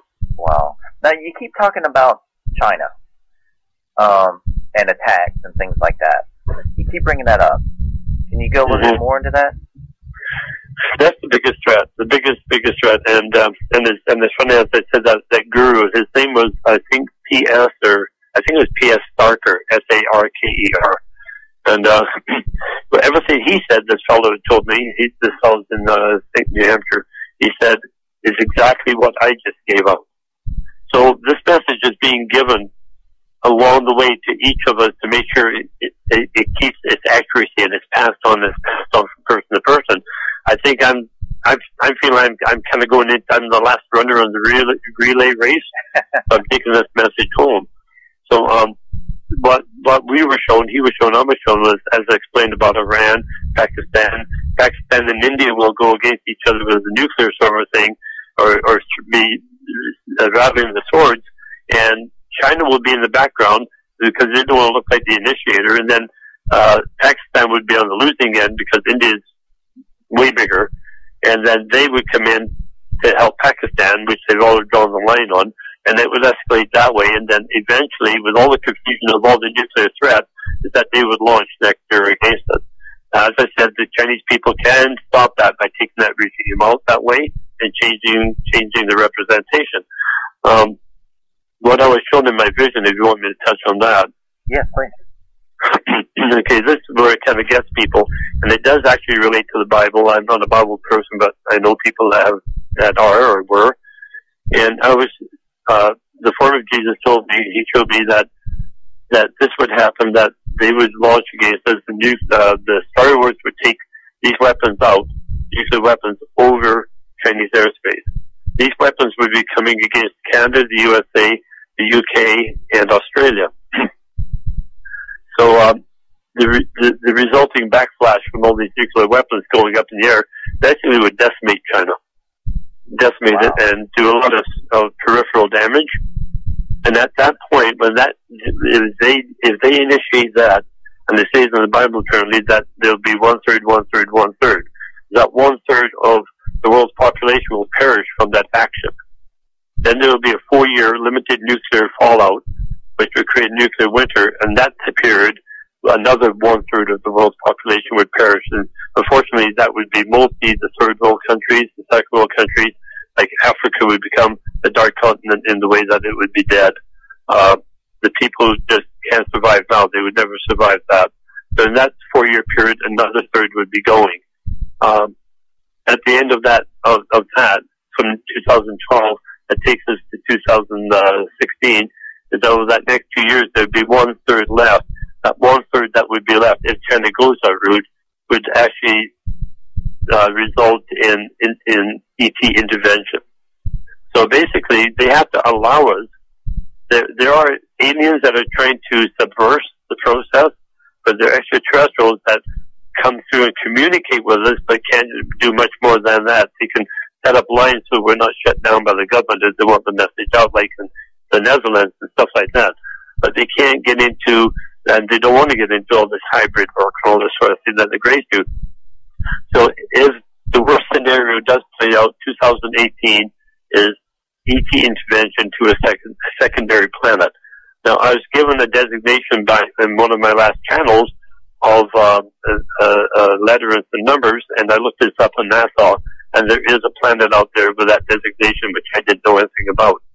At the same time, there's other things that are coming into play, this is really difficult time, but it's amazing, is that I didn't know anything about, for example, Betelgeuse. You probably heard of it. It's the largest star in our system out there, and it's about to supernova. It's about to blow. Right. Now, it's far enough away, NASA space is far enough away that physically we won't be impacted by it, but our atmosphere would be in the way of the ozone layer with gamma rays. So this is another thing that's actually quite imminent.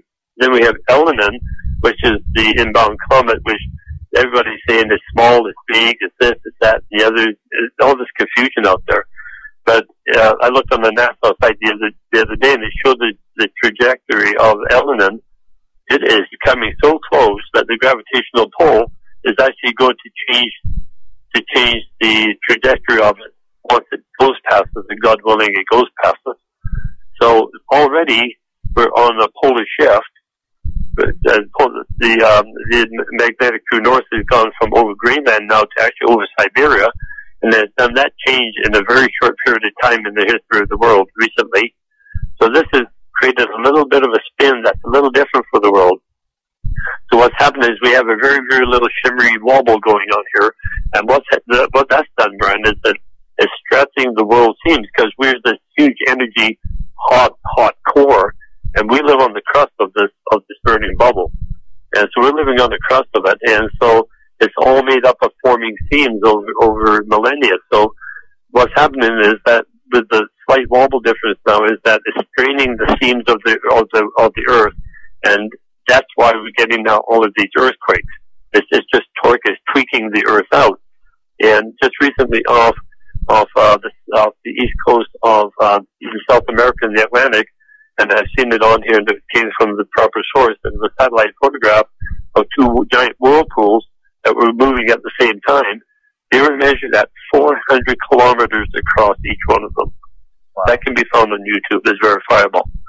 So there's a lot of even under the oceans, there's a lot of stress going on all of the Earth's crust, not just the stuff that is visible, but what's underneath. The big concern is when element comes in, and it does miss us, but it is that close that our gravitational pull can change its direction or its trajectory. It's going to affect our spin again. So, and I don't want to say this in a bad way, because I'm not here to create panic and fear, just an understanding that things live and things die everywhere in the universe. It's a constant change. The Earth is on its way to a transition. Even the sun, the particles that are coming off the sun now, by a verifiable in NASA, is that the sun particles are deteriorating at a faster rate than they were ever before. So, like, the strength of the particles coming off the Earth, energy, is actually weaker each time they're measuring it. Oh, wow. So and it's not just our consciousness. Our consciousness is developing right now, because we are going into a situation where some of us are going home the traditional way if China does their things, which is through the finalizing of our life physically, and some of us that the left, if they go that route, will be leaving this planet with ETs to a secondary planet. And we've always known that we're always looking for life on other planets. And now suddenly NASA said, we just found 50 and they're not far away. Well, they've always known they were there. There's nothing new there for them. So what they're trying to do now is we're trying to, now time is sped up. And you hear that all the time, time is speeding up. What they mean by that is that the Earth is deteriorating faster, the sun is starting to die, and there are things coming in, the explosion from Betelgeuse, the trajectory of element. All these things are coming out as like a train out of the night.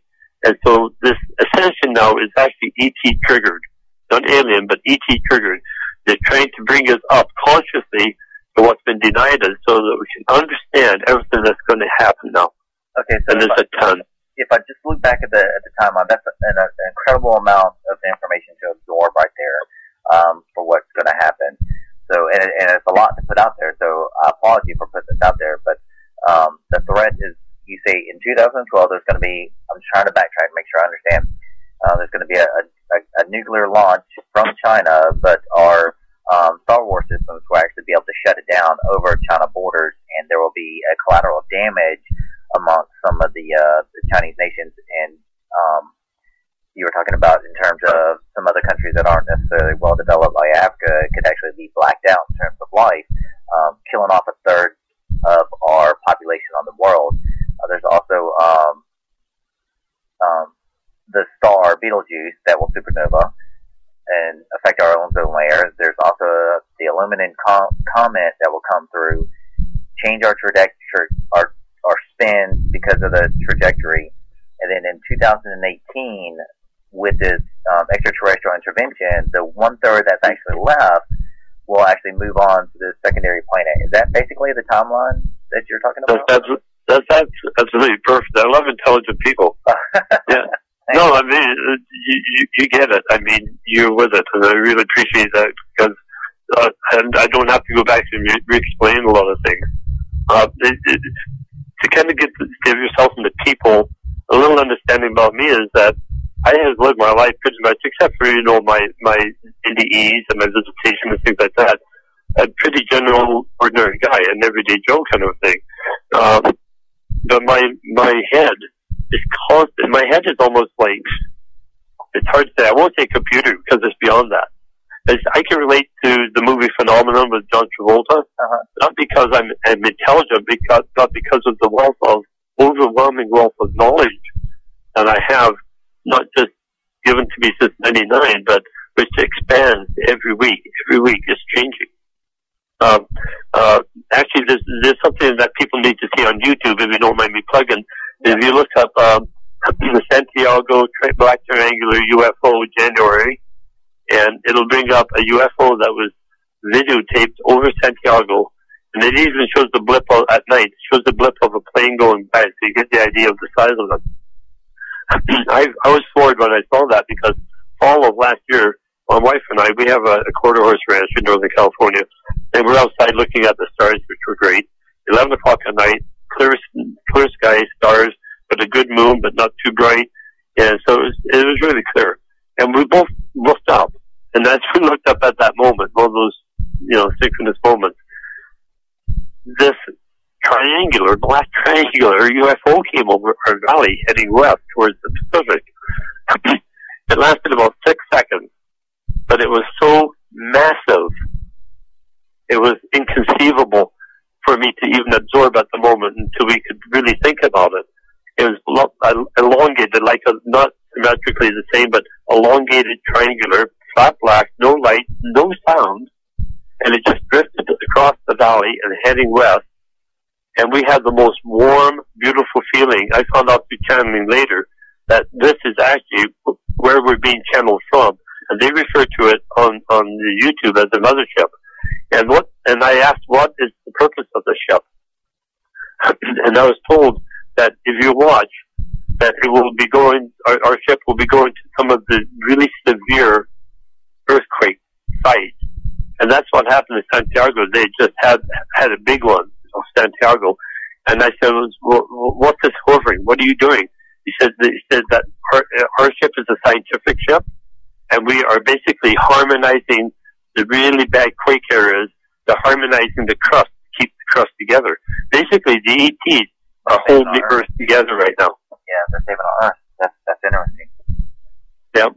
I can see that. And I've actually studied what I like to call resonance theory, and it's about how patterns of such a sound and energy, and they travel in this wavelength, and scientists and blah blah blah.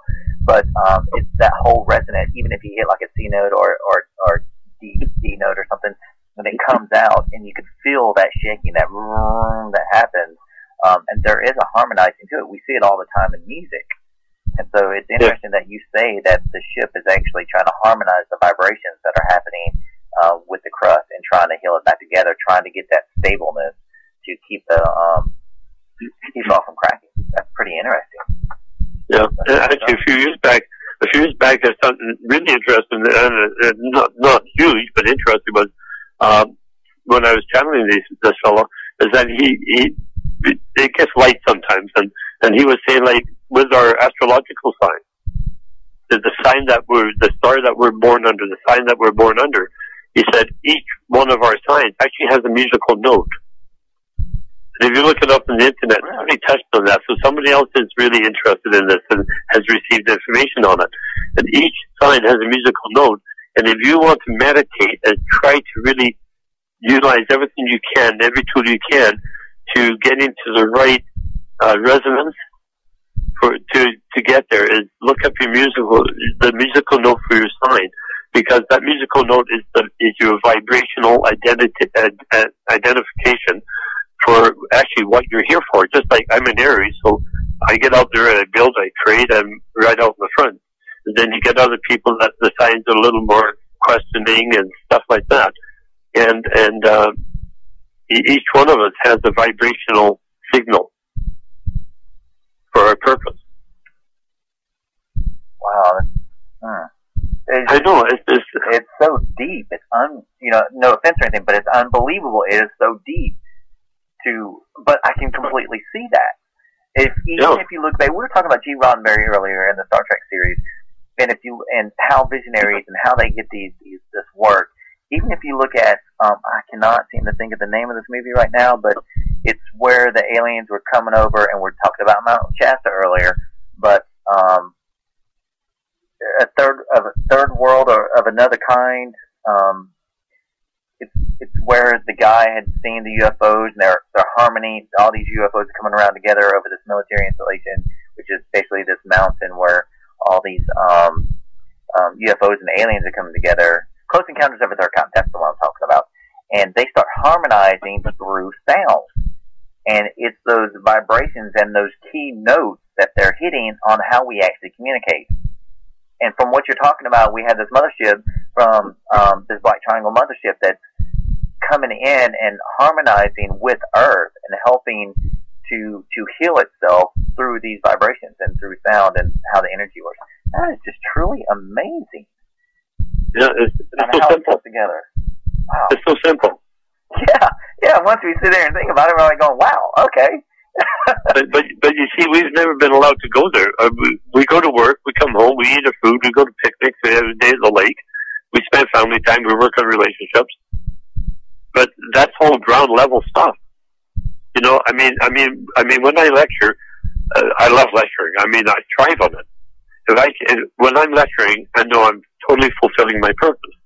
And the thing is that there's a confidence in me, and that's some years of evidence. You know, it's just. I guess my frustration is getting out there. I like everybody else. I have financial restraints that hold me back from starting my tour right now. But we're working on that. We have somebody now that's screenwriting my life story in the way of relating to this. And so we're kind of getting ready. We're hoping to track somebody that wants to do at least a documentary. I don't really want a movie. That's a little too egotistical, but a documentary would be a wonderful way to get this out to everybody right now. And I know I have to reach a lot of people through lectures, but also through their homes. Right. And so that, we're talking about the different sections of UFO spirituality, all of you trying to get your message out as a public speaker. You're currently residing, and I hope this is okay but you're actually in Northern California right now, and you have quarter horses, and you're happily married, and everything else is going great in your life, right? And you're just now starting out. But you've been doing this for a little while, getting your message out, or getting the message, not necessarily your message, you as the channeler, getting the message out that's being brought to you into forms of public speaking, and needing a means to an end and everything else in order to be able to get that message out. Because unfortunately, there is a natural cost to us traveling, fuel, gas, food, and everything else that happens along with it. But you are currently in Northern California right now. Yeah. Okay. So talk about a little bit about where you're going to be speaking for our fans and all the listeners that are listening to us right now. Where are you going to be speaking throughout the U.S., if you're going to be traveling overseas?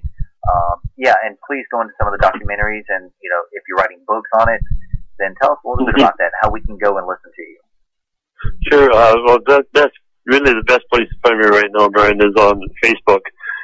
That's really taken off really well. I invite everybody to come and talk to me. I usually post what times I'm going to be there. I try and be there for people that I do. I'm a real person. I will talk to you. I might get swamped at times. We're actually hoping to, Tim is looking into possibly even putting a donation button on there, because, some people want to be involved, but they don't have what I have, so they're wondering how they can be involved. Exactly. Getting me out there is being involved, believe me. It's a very necessary part. People are here for that. I have the 2 books coming out this year. Funny enough, one of them is actually going to touch on the paranormal. And I wrote that book in 2000 right after I had my visitation, and I've just had it sitting on disc. Now I'm going to pull it out, dust it off, refresh it a little bit, and bring it up to speed for the paranormal for where they need to go now. So that one will be out summer. Yeah, it'll be out this summer, and then I'm also putting on another book out summer that is basically what we're talking about now, going on in 2018. I'll cover a lot in depth about about the ET, the Indians, the anomalies, the worlds, the dimensions, all of this endless stuff. So those will be coming out this summer. I'm self-publishing because publishers don't deal with the time relevance. They can take my book on and sit with it for 5 years, and we can't sit for 5 years. So I'm going the self-publishing route, and that it will be in stores. I make sure of that, and it'll also be ebook online, so people can just download it. So this is good stuff. So we've got you traveling around, and I like the fact that you're talking about the donation button. Now you only mentioned Facebook. Do you actually have a website? Actually, we're on the process of doing the website again, and it sounds crazy that this guy can have all this information and no money, and that's part of my test. That's part of my traveling. But we are working on getting the website up, and if people stay connected through my Facebook, then I'll keep everybody updated. We are planning right now for my first lecture to be in LA, and hopefully within about 6 to 8 weeks, because it does take some putting together. But I've had people who've heard Camelot and the Netherlands interview have asked me the countries I've been asked to, for an example, are Canada, the USA, the Netherlands, Finland, the UK, Ireland, Germany, Heidelberg, Germany, New Zealand, Australia, everywhere. Now, just recently Turkey, which I'd like to do, but I just don't like the terrorism there, so I have to be a little sensible that way. Right. But basically, wherever we're asked to go, that people want to hear it, is where I'm going to go. It's just they have to be patient while I get started and the finances come in, and I'll be there. Now, do you actually do readings as well to help pay for some of this? Well, I do, but it's and it sounds terrible, but I know it's an avenue I can use. I've done a few online lately, and it is very beneficial. But I have such a harder time going to that now. Some of the straight paranormal radio shows I've been on, and I start to just touch on this, and everybody gets quiet. It's because I had, I had one the other week on, and they're all wonderful people. I believe I'm not saying anything negative about their shows, but I'm trying to slowly pull them into the circle here. And it's funny because I did one the other week, and I was talking, and I just actually just barely broke the crust, and then I stopped the pause, and there was dead silence. It was like about maybe 7 or 8 seconds. It was a long time on the air, and they said, okay, well, like, what do I do with that, And so this was used an absolute real pleasure, and the one with Martin Horst in Netherlands was also a really good experience. So, but when I talk about the paranormal, it's hard for me to stop and talk about my ghost experiences because they're not ghost experiences for me anymore. And I can't put the importance on it that they're putting on it in the realm of their concept right now. So I'm trying to really balance, and I really have to hold my reins in a lot on some shows, and that's all right because that's part of the beginning. All right. And I think you've done an absolute fabulous job of going through the different sections on how, now again, for myself being as paranormal, but I understand a lot of other concepts as well, and on how we're talking about from what we see it as now as paranormal to moving to this ascension, to this energy shift, to how there is a greater level for us. And what we consider as ghosts now isn't really ghosts. We determine as that as an overall general figure statement to classify things for the unknown. Otherwise, we might as well call it, unidentified walking objects, UWOs or something like that, like unidentified flying objects, just because we don't understand it. And so a lot of times, I think we classify things into a common term to where people understand it.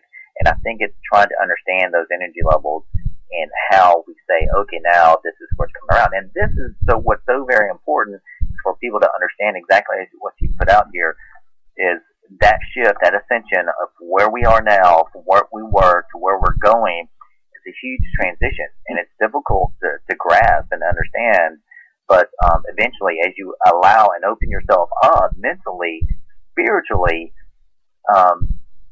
intelligently, and I don't mean that bad in any way against anybody, but if you just open your mind to allow these concepts to really absorb into your being, then you will understand that there is a greater purpose, greater good, greater thing that's actually happening for us.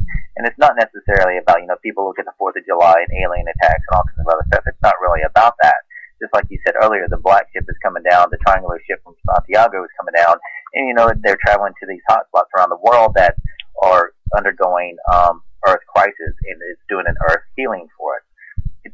Those are key things to know and for people to understand, and I appreciate so much you coming out and talking to us about this, because it's imperative. It is completely imperative in order for us to live as a peaceful society to understand what's going on up until the time to where we actually ascend to that 1/3 or we move on to something else for us to live into the end this day and age.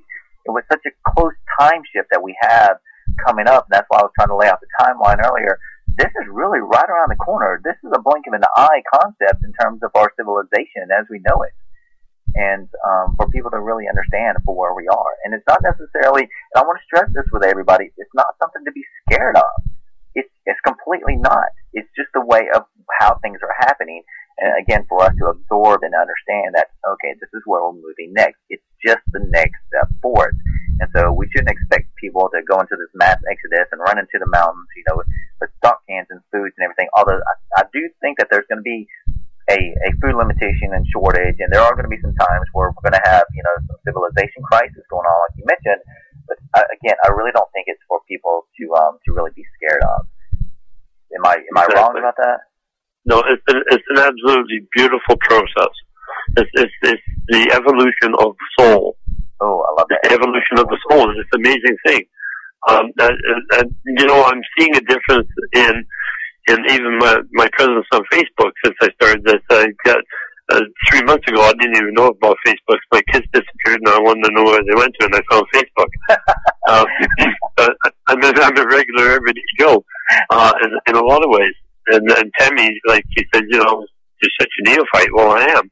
But what I've noticed lately is that, especially since Tammy has stepped in for me, is that I'm getting people now, and I won't say names, of course, but just in the last week, I've added four scientists, nice. And they're professors, and two.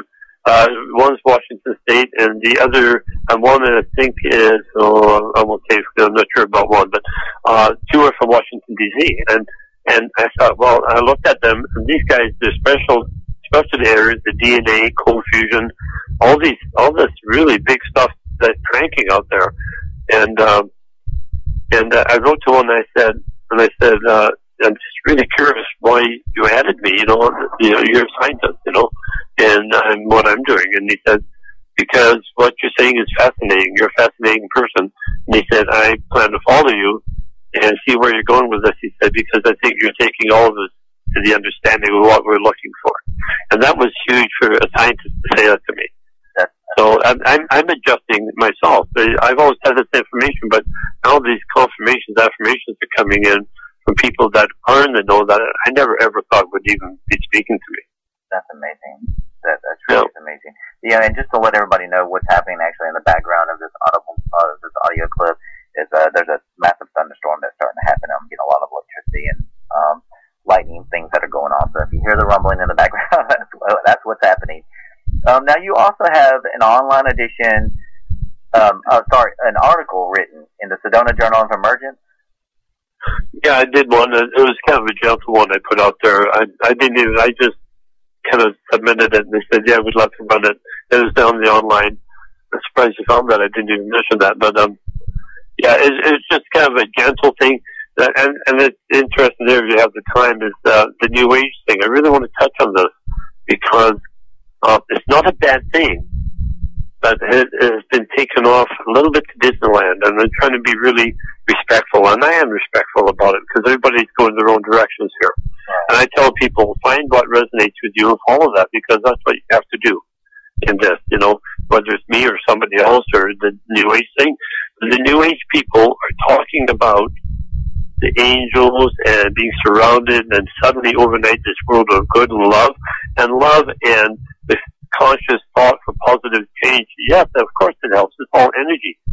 But I'm telling people, if you get 30% of the world consciously projecting their peace and no war and all this, it's not going to happen, because you have to have the majority of the consciousness You know, it's a democratic thing. You know, that things are done by volume, and if you get seven people in the room out of 10 that are trying to decide something, it's going to go that way. But if you have 3 people in the room out of 10, it's probably not going to go there. And that's just an analogy. So what I'm saying is, don't put everything on that, because, and I tell them, it's wonderful to have that projection of that perfect, blissful, wonderful, peaceful place where we are that beautiful being. But don't you forget, the biggest mistake we can make is that we have to remember that we are working here and lighting our spark and creating from that spark until our very last breath here. So we have, even by what I've been shown, we have 2018. There's a lot of work to be done between now and then, and people are going off into this place of happiness and all that sort of thing. And I wonder sometimes, I get a little worried sometimes that this complacency, spiritual complacency, is being put out there to the masses by the wrong elements. And what I mean by that is, as I said, there's the alien source here and all this. I mean, basically, they put us into a complacency of euphority. I mean, we're going to be missing the boat. You know, we're going to be asleep at the wheel because we're expecting it to be brought to us. It's not. Everything that we do here is through our co-creation. We have to co-create for the answers and the results. So I'm really concerned that so many people are basically saying, I'm ready, take me when you're ready to go, and we'll have this beautiful, beautiful world. You know, it's going to take work, and the people have to be out there and trying to encourage, you know, the Chinese people. And the hard thing with China, and that's why I have my own personal thing with it, is that I know the Chinese people can make a difference, Brian, but there's such control of the information they get within their world and from our world. I don't know if we can give them the message in time to get them to do that. You know, and that's my concern with that is the communication. I mean, we've all seen, you know, it's like I tell people, you've got to be doing the work here, because basically all of this is great on the internet, the communication out there, high tech and all that. But just envision what would happen if somebody threw a switch and everything went quiet. You didn't have a phone line. You didn't have the internet. You had no way to communicate and to keep this energy going, because we're all feeding this energy into each other. Imagine having that shut off. You would be totally controllable, because you wouldn't know how to bring all that together and all those people together. That's what is happening to the Chinese people. Well, my son gets completely upset when I shut off Nickelodeon and the cable TV for him watching stuff. And he wonders why I do it. And I exactly tell him, I said, I'm controlling the environment.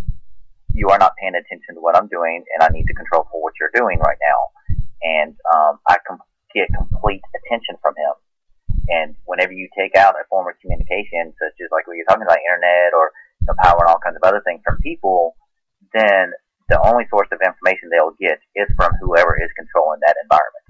So I completely understand. Yeah, it's just that's probably why I love my lectures. It's because I really want to get, as I say, a documentary out that can get into people's homes, because not everybody goes to a lecture.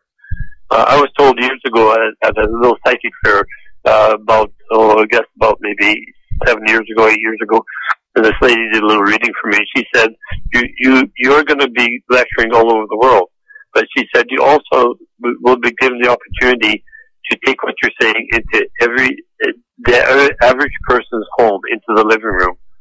So I thought TV, but I don't know if it's so much TV or if it's certainly TV and through the internet. The internet radio setup is an amazing thing. It's a wonderful venue. Basically you can watch TV right on your own computer. And it's a wonderful freedom.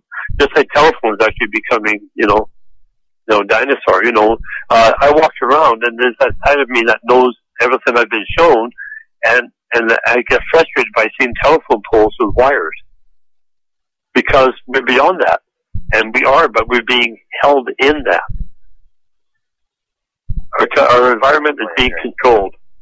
Completely agree. Well, it's amazing talking to you today, Jeff. Is there anything else you would like to mention to our listeners for whether it's paranormal, whether it's spirituality, whether it's extraterrestrial, your personal life that's going on with? You have 2 books that are coming out this summer, which I'm ecstatic about. I can't wait to get them and read them. Everybody can contact you on Facebook. Please get on there. You have lectures that are coming out around the nation, the USA, and you were talking about the Netherlands, Germany, Australia, New Zealand, places like that. Whoever wants to be able to listen to you, where you're going to be traveling. So always pay attention to Facebook. That's where you're going to be putting stuff out until you can actually get your website developed. And I still think Facebook is the new website of today. I mean, I still do. It's amazing. Is there an email contact for them to contact you at? Yeah, there is, Brian. It's Healer, HEALER _CA48 at hotmail.com. Awesome. Okay, good. We won't give out phone numbers or anything here. You'd have to actually email them. I don't necessarily like giving out phone numbers on the air, so I'm not going to ask for that. But at least they do have places to be able to contact you with. There's IM chats and everything else on Facebook. Again, is there anything else, last minute notes or anything you would like to let everybody know? Well, one thing I would like to touch on is that if anybody would like me in the area to lecture, that I haven't considered at the moment, a lot of my lectures we set up ourselves, but I'm also hireable, so they can contact me about that. If they want to set something up, I'll come in as a speaker. And in some ways that also helps me get out there, a little faster in some ways too. One last thing I want to mention is people everywhere now are starting to really, they're trying to identify their part in this. Some people are speakers and some people are doers in different ways, and some people are here with their finances to actually help people like myself or anyone that requires. We all have a gift that we give, and so I want to remind people of that. Also, people are starting to respond to this word. The old days it was soul made or soul this and that, designations, labels. When I had my visitation with the Christ image, and I actually was out in space at one point looking back at the Earth, just like you see on the internet, that picture. And at that time, I saw all these golden threads, lines that were coming down from space and touching different parts of the world, like hundreds of them. And I knew at that point what I was seeing was that the golden energy that came into me, that was the catalyst. Those are energy fault lines and messages like I was getting. When I was having that visitation, hundreds of people around the world were as well. Now this is where we come to the term star seeds, is that when we came as spiritual beings to our physical bodies, because everything is one out there, and like they said that our creator is their creator and vice versa, is that there are those of us, as we know that when we came for this purpose. But we are living our lives and we're triggered at the key point of time. And some are triggered earlier, like the early parts of New Age coming in to bring in the process, and then they some passed away and some just drifted away and did their things and that sort of thing. So it's that time release capsule going on, but I can't put it out there enough. I am not the only person. And there's a lot that have been coming forward to me that have had very similar situations and experiences. And as I say, every one of those hundreds of those, we all have a key thread of the fabric of the new garment we're building. Oh, okay. Okay, so people that if you feel it, you're going to know. If you have to ask me, am I starseed? You probably aren't. The people that are starseeds you will know when you're awakened to it. You may sense it, and that may be something telling you that your time is coming in. So I want the people to not think it's a special elite few. It's not. I like that. Like I said, you're absolutely an amazing person, and I just thank you for the time that you've been able to share with us today and on your busy schedule and all the stuff that you're doing. It's a huge message that you're putting out there. It really is. It's a massive undertaking, and I completely understand if anybody out there, just like you said, Jeff, there's people who have different abilities to be able to help change the world and do things. Whether you're a speaker, whether you're a doer, whether you have the financial ability, just make sure that you get inside your segment. If you'd like to help Jeff with this message and moving forward, and you can do it financially, that's great. Put up some donation buttons, other things like that. That's amazing. If you'd like to have him come speak in your state or at your convention, there's a lot of sci-fi paranormal conventions that go around. If you'd like to have him come speak at them, contact him on Facebook. His email address is healer_ca48@hotmail.com. That's healer_ca48@hotmail.com. Contact him there. Seriously, you're just really blowing my mind away today, Jeff. And just thank you so much for coming to us on the Friday edition of the Bradshaw Chronicles. And I hope you have a wonderful day and night, and everything else has come. And if it's possible, I'd love to have you on again. It's just a beautiful message that you have to put out there. And thank you so much, Jeff. Well, thank you very much, Brian, and it's been a pleasure. It's definitely been an honor for me. Please join me in welcoming our musical guest tonight, Party at Her Place, with their song, Beautiful Machine. She looks like nothing you've ever seen. She's built to dance, she's a killing machine. She's a man killer, soul stealer, you won't forget about her. She walks the streets at night, night, night. From the end of time. Watch out for that girl. She's a beautiful machine. She won't rest, has no regrets of the job she was sent to do. Watch out for that girl. She's a beautiful machine. She won't rest, has no regrets of the job she was sent here to do. To me, I fell in love with this beautiful machine. I fell in love. She's my everything.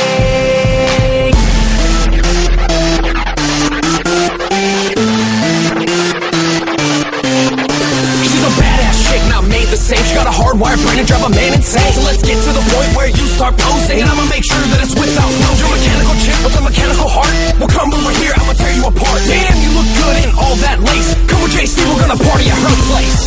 Watch out for that girl. She's a beautiful machine. She won't rest, has no regrets of the job she was sent here to do. Watch out for that girl. She's a beautiful machine. She won't rest, has no regrets of the job she was sent here to do. To me, I fell in love with this beautiful machine. I fell in love. She's my everything. This could be the end of our time. This could be the end of our time. This could be the end of our time. This could be the end of our time. This could be the end of our time. This could be the end of our time. My beauty, lost by machine. She's such a beautiful machine. She's my everything.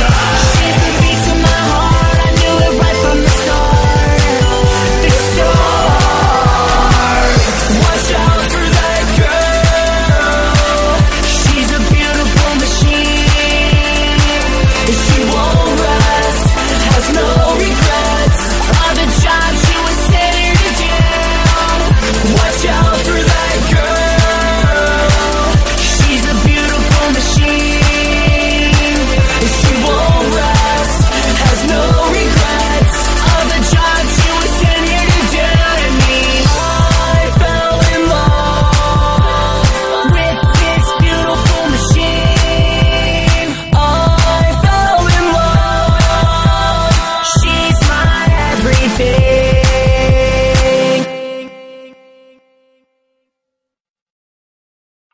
And now, a word from our sponsors. The Ghost Tales Television Network, GTN. GTN is designed to give the paranormal TV and filmmaking community the opportunity to showcase their talents and creations. If you believe you have what it takes to create your very own TV show and or short film and you would like the opportunity to showcase your creations, you may contact us at ghosttellstv@gmail.com or call 901-377-7166 for more details. Make sure you visit ghosttellstv.com. GTN, America's Paranormal Superstation. Creatology is a comprehensive personal development course that will help you find your true power and your true beliefs. As a result, you will be able to realize the reality that you desire. The time has come to gain power and create the life that you are meant to live. Visit creatology.com today or call toll-free 877-248-8508 and get started in living life to the fullest. At Taylor Gifts, we do customized monogramming and embroidery. We can monogram anything from a simple one name on a bib for a baby to a customized logo on a company shirt. We can make gifts for your wedding entourage and gifts for your friends. Label your children's items for school and put names on jerseys for sports. If you have items of your own you want them monogrammed and embroidered, we can do that. Tailor Gifts are sewn with high-quality thread on a professional embroidery machine. So go to the website www.tailorgifts.net, call 251-391-4354, email sales@tailorgifts.net, visit us at ETSY, and Facebook us. We are ready for your orders. Thank you for tuning in to the Friday edition of the Bradshaw Chronicles. I'm your host, Bryan Lee Whatley, and I look forward to seeing you next week.